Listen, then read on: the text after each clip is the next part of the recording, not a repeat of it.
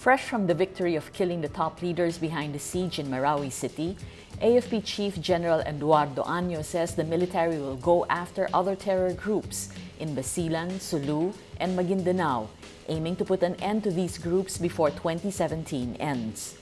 Año says, "We in the military, we will not relax or sit on our laurels over our victory, but it will even inspire our armed forces and the police and other law enforcement agencies to go after the remaining terrorists and finish them off."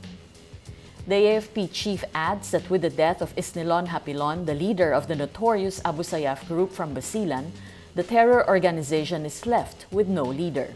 Año adds the AFP is ready for any backlash that would spring from the death of Maute and Hapilon, the supposed emir of the Islamic State in Southeast Asia. "We are prepared for that, any backlash or reaction that they will do, whether military or non-military reactions. That is our job, that is our competency, but definitely, as I said, this is a very big setback on their movement." The AFP chief, however, acknowledges that there are still ISIS sympathizers that they need to neutralize. But Año downplays the capacity of the Bangsamoro Islamic Freedom Fighters, or BIFF, to stage an attack at the scale of the Marawi siege. The BIFF has also pledged allegiance to ISIS. After the death of Isnilon Hapilon and Omar Maute, the next question from the public is this: would martial law in Mindanao be lifted now?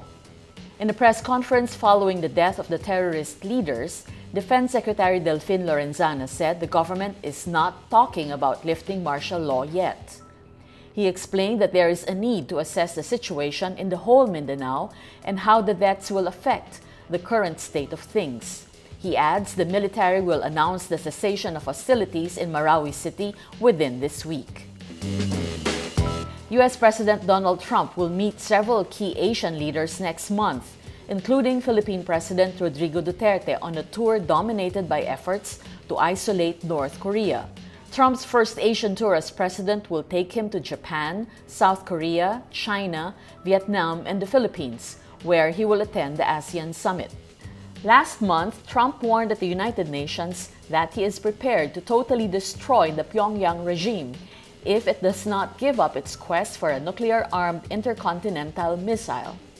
In Japan, the first leg of his trip, Trump will meet the families of Japanese hostages kidnapped by North Korean agents.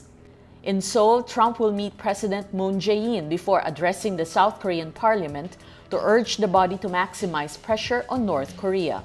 In Beijing, Trump will renew his relationship with China's President Xi Jinping. From there, he will travel to Vietnam, one of the countries disappointed by his decision to pull out of the TPP Trans-Pacific Trade Deal, then on to the ASEAN Summit in Manila.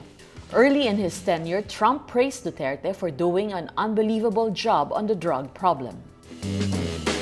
For the first time, scientists have witnessed the cataclysmic crash of two ultra-dense neutron stars in a galaxy far away. The conclusion?